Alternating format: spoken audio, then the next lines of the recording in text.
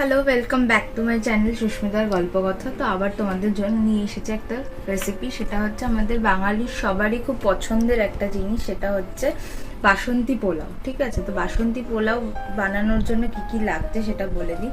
এখানে আছে কাজু কিশমিশ, ঠিক আছে। এখানে প্রথমে গোবিন্দভোগ চালটাকে জল ঝরিয়ে নিয়ে তার মধ্যে আদা বাটা, হলুদ আর শাহি গরম মশলা দিয়ে সুন্দর করে ম্যারিনেট করে রেখে দিয়েছি। আচ্ছা, এরকম কাপের 2 কাপ চাল দিয়েছি আমি, ঠিক আছে। এবার জলটা তোমরা কি পরিমাণে দেবে সেটা আমি রান্না করার সময় তোমাদেরকে বলে দেবো।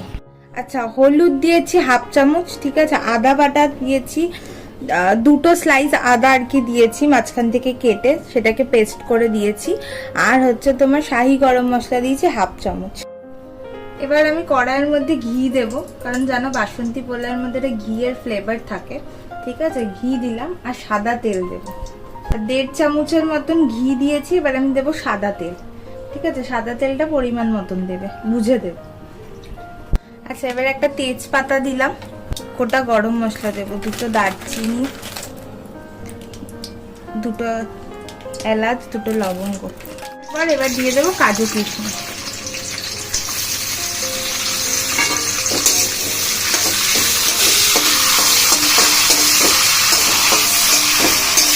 আচ্ছা, এবার দেখো কাজু কিশমিশটা হালকা ভাজা হয়েছে। এবার আমি চালটা দিয়ে দেবো।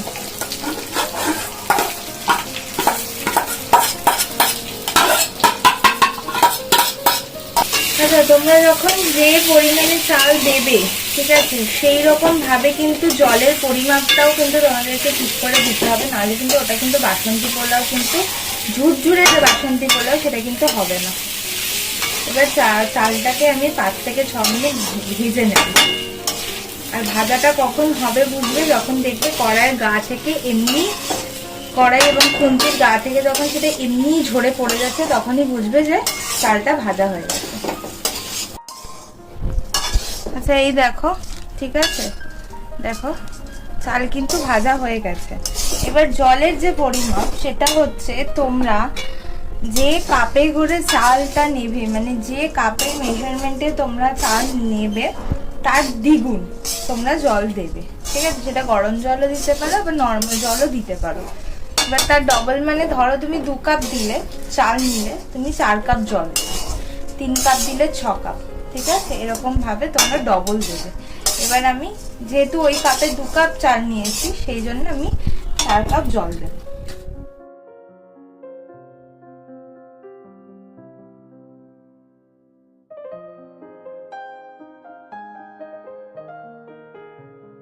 এবারে আমি চিনি দেব, চিনি আর নুন দেব, ঠিক আছে। যে যেরকম মিষ্টি খাবে সে সেই অনুযায়ী কিন্তু চিনিটা দেবে, কারণ চালটা কিন্তু সেদ্ধ হয়ে গেছে। এবার আমি চিনিটা দেব।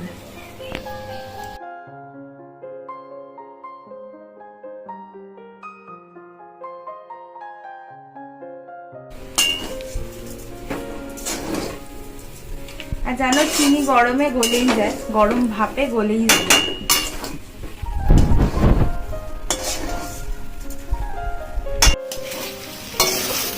এই দেখো রেডি হয়ে গেছে, ঠিক আছে, বাসন্তী pulao.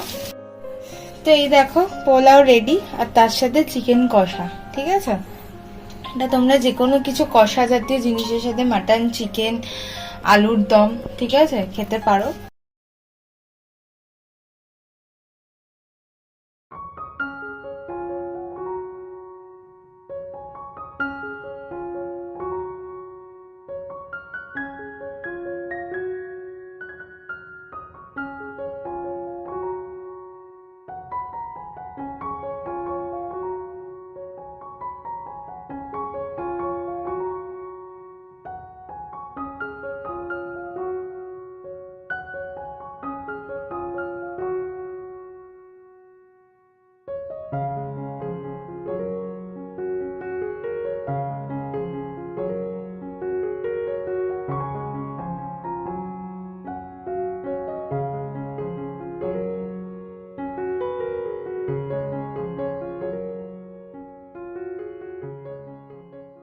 Welcome back to my channel সুস্মিতার গল্প কথা। তো আজকে আবার একটা রান্নার রেসিপি নিয়ে চলে এসেছি।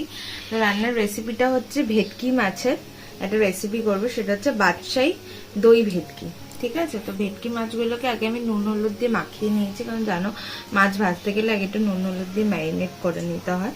তো কড়াই আমি সর্ষের তেল দিয়ে দিয়েছি, প্রায় 5 থেকে 6 টেবিল চামচ দিয়ে দিয়েছি। ঠিক আছে, এটার মাছ ভাজার পরে সেই মাছ ভাজার তেলেই আমি রান্নাটা করব, তো সেই কারণে একটু বেশি তেল নিয়েছি। ঠিক আছে, এতগুলো মাছ আছে ভাজতে হবে। তো তেল গরম হয়ে গেছে, আমি মাছটা দিয়ে দিই।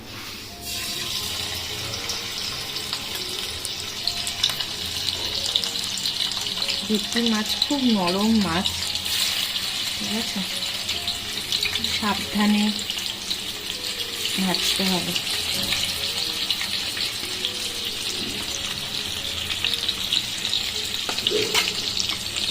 এটা 900 গ্রাম ওজনের ভেটকি রয়েছে, গোটা একটা ভেটকি পুরো রয়েছে।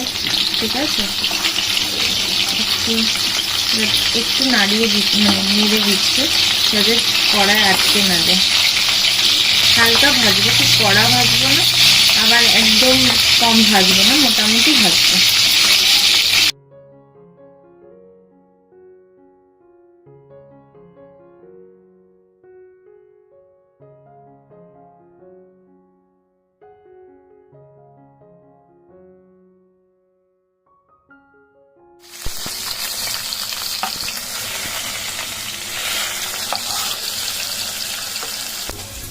আচ্ছা, দুটো ছোট সাইজের পেঁয়াজ নিয়েছি আর লঙ্কা দিয়েছি। ঠিক আছে, লঙ্কাটা যে যা ঝাল অনুযায়ী দেবে। আমি এখানে 4-5টা কাঁচা লঙ্কা দিয়েছি, এটাকে আমি পেস্ট করবো।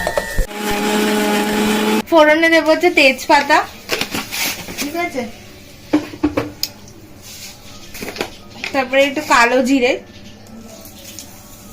তারপর দুটো শুকনো লঙ্কা দিলাম, দুটো এলাচ একটু ফাটিয়ে দিলাম,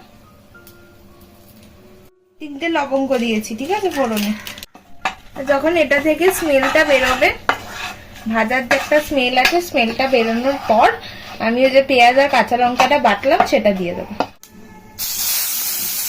মানে এই পেঁয়াজ আর কাঁচা লঙ্কার পেস্টটা দিয়ে দিলাম।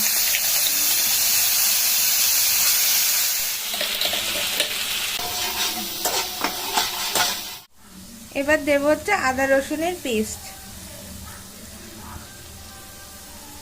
2 টেবিল চামচ দিলাম।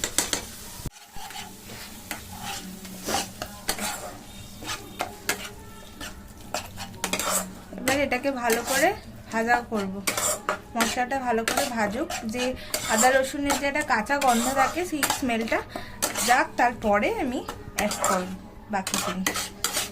এখানে এখন পেস্ট করবো হচ্ছে টমেটো, এর সাথে তোমরা আদা রসুন দিতে পারো। ঠিক আছে, দিয়ে পেস্ট করতে পারো। আমি আদা রসুনের পেস্ট নর্মালি দিলাম, ঠিক আছে, রেডিমেড। আর এখানে আমি গোটা জিরে দিয়েছি। ঠিক আছে, যাদের গোটা জিরে থাকবে না তারা জিরে গুঁড়ো ইউজ করতে পারো। সামান্য একটুখানি জল দিয়েছি, দিয়ে এবার এটাকে আমি পেস্ট করব। এবার আমি এই পেস্টটা দিয়ে দেবো।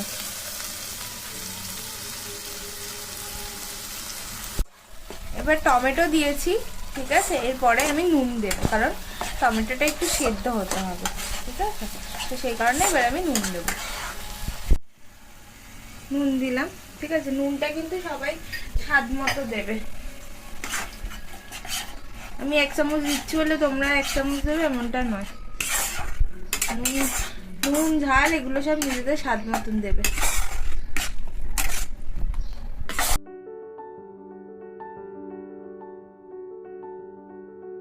তোমরা জানো যে দইয়ের মধ্যে একটুখানি নুন দিয়ে ফেটিয়ে নিতে হয়, না হলে কিন্তু রান্নায় দিলে ছানা কেটে যাবে, ছানা ছানা হয়ে যাবে।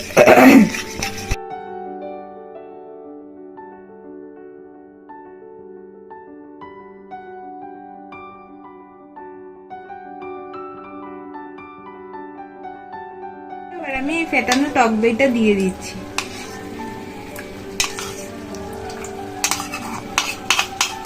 চাইলে এর মধ্যে সামান্য একটু দইটার মধ্যে সামান্য একটু জল দিয়েও নুন দিয়ে ফেটাতে পারো, আমি শুধু নুন দিয়ে ফেটিয়েছি। এতে কিন্তু আর কোনো গুঁড়ো মশলা কিন্তু অ্যাড হবে না, শুধু জিরে, গোটা জিরে আমি দিয়ে দিয়েছি। ঠিক আছে, কাশ্মীরি লঙ্কার গুঁড়ো অ্যাড হবে না। হ্যাঁ, ঝালের জন্য তোমরা নর্মাল লঙ্কার গুঁড়ো অ্যাড করতেই পারো, কিন্তু আমি করবো না, আমাদের কাঁচা লঙ্কাটা খুব ঝাল আছে, ওই জন্য আমি আর করবো না। তোমরা চাইলে করতেই পারো, কিন্তু কোনো রকম কাশ্মীরি লঙ্কার গুঁড়ো বা হলুদ গুঁড়ো এগুলো কিছুই অ্যাড করবে না, এই কালারটাই থাকবে। একটা, দুটো, তিনটে, চারটে, পাঁচটা, ছটা, সাতটা, আটটা, নটা, 10টা, 11টা, 12টা, 13টা কাটি দিলাম। গ্যাসের ফ্লেমটা লো রেখে আমি এবার কাজুটা দিয়ে দিলাম, কাজু বাদামের পেস্টটা। কিন্তু গ্যাসের ফ্লেম কিন্তু হাই করবে না, যেহেতু কাজু বাদাম দেওয়া আছে পুড়ে যাবে। এখনো অবধি আমি কোনো রকম কোনো জল অ্যাড করিনি, ঠিক আছে, করবো। তেলটা মশলাটা কষে জলটা ছাড়লে তারপরে আমি সামান্য একটু জল দিয়ে গ্রেভিটা করবো। দেখো মশলা থেকে কিন্তু তেল ছেড়েছে, ঠিক আছে, এই যে দেখতেই পাচ্ছ তেল ছেড়েছে। এবার আমি এটাতে জল অ্যাড করবো। তোমরা গরম জল চাইলেও অ্যাড করতে পারো, আবার নর্মাল জলও অ্যাড করতে পারো, ঠিক আছে। আমি নর্মাল জল অ্যাড করবো।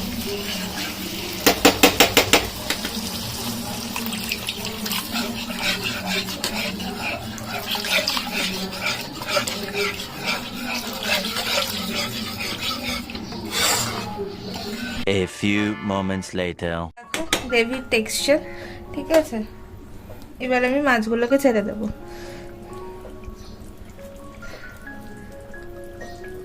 খুব নরম।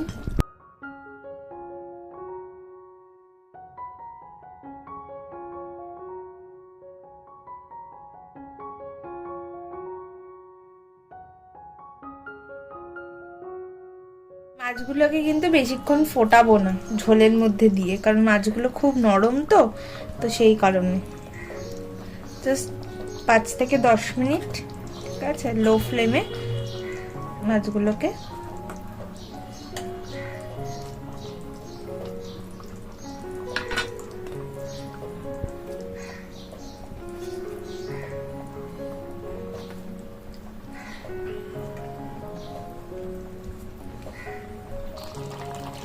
এবার একটুখানি গরম মশলা দিয়ে দেবো, ঠিক আছে, শাহি গরম মশলা।